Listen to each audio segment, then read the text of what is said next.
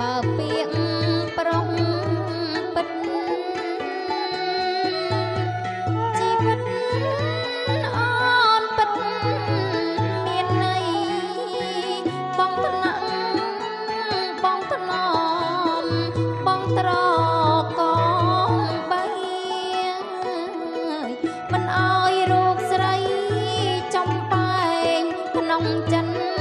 ដា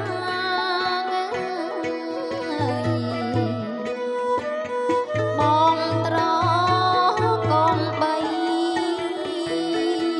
មិនអោយរូបស្រីចំបែងក្នុងចិនដា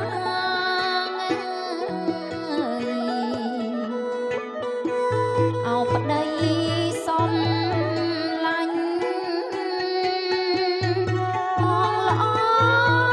បងល្អម្លេះណា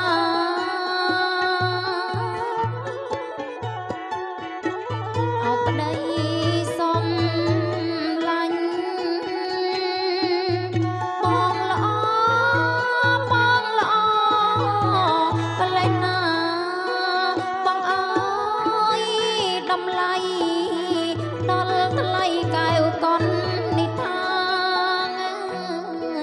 ចូលស្ដីជីវ៉ាតាមប្រអោបីនាងចូលស្ដីជីវ៉ាចូលស្ដី